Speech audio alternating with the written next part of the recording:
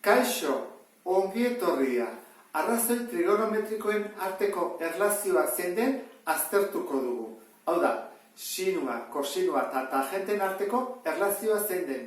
Zertarako horietako bat baldin badakigu, besteak kalkulatu ahal izateko. Hortarako, bideo honetan demostratuko dizut zergatik hauek diren zuzenak, eta hurrengo bideoan, bai aplikazio konkretuak eta ariketak egingo ditugula. Orduan, hastera goaz. Hemen ditugu, hiru ohar gogoratzeko. Angelu baten sinua berbi, parentesiak kentzerakoan horrela gelditzen da. Ez da jartzen bukaeran, baizik sinuan gainean, kosinuan gainean eta tangentaren gainean. Orduan, lehenengo berdintzan ze azaltzen da. Angelu baten sinuaren karratua gehi angelu berdinaren kosinuaren karratua bat dela. Orduan, goazen hau jartzea triangelu honekin. Sinuak ze esan nahi du? Sinuak esan nahi du aurkako katetoa B, zati hipotenusa A. Berbi. Gehi, erikiko dut. Kosinua da alboko katetoa C, zati hipotenusa A. Berbi. Lehenengo parentesiak kenduko ditugu, ezta? Horran gelditzen da horrela.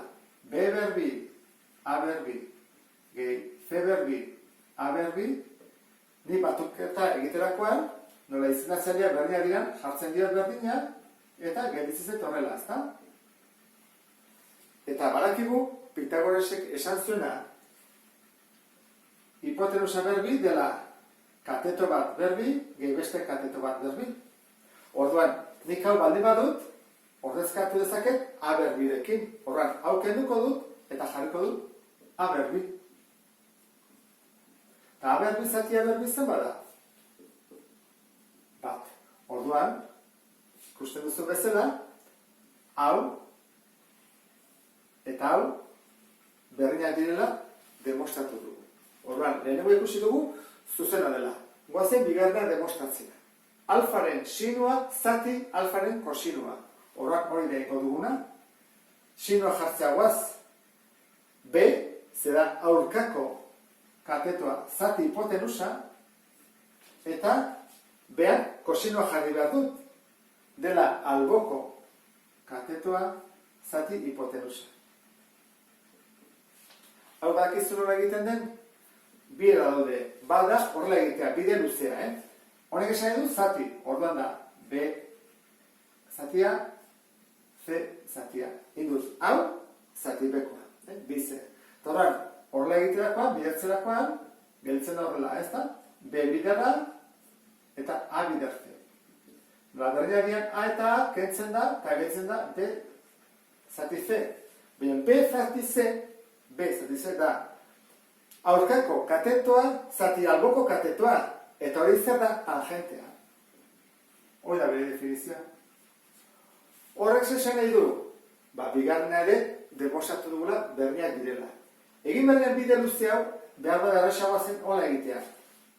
Bali bada zatia eta B zatia kendu daitezke biak. Eta ordua gelditzen zaigu B zatia. Demostratzeko hirugarren berdintzak zuzena dela hasiko naiz formula honekin. Kopiatuko dut. Berdintza honetan, ezkerreko atala eta eskubiko atala zenbaki berdinez zatitzen badut, berdintza mantentzen da. Hori da egingo duguna. Horran jarriko dugu izena zene berdina denei. Normalean gu kentzen egoten gara. Baina hori egingo duguna da jarri.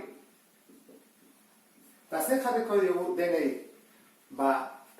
Alfaren koseno berbidura.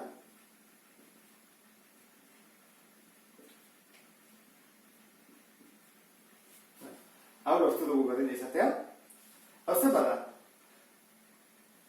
Kendu iten da, berdina dialako, horra gelditzen zego hemen bat.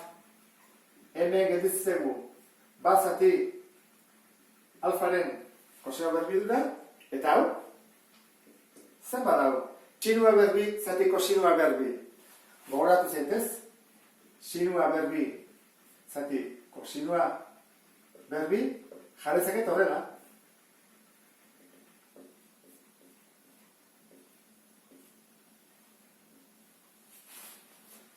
parentesia jarrezaket, atea egin dezaket berbi, bi dutelako. Eta sinua zetik kosinua zer da? Tangentea. Orduan hau da, tangentea berbi. Beraz, hau da, tangentea berbi. Eta demostratu dugu, hirugarren berdintza hau ere zuzena dela. Eta ondo ulertu duzulakoan, beste bat arte. Agur?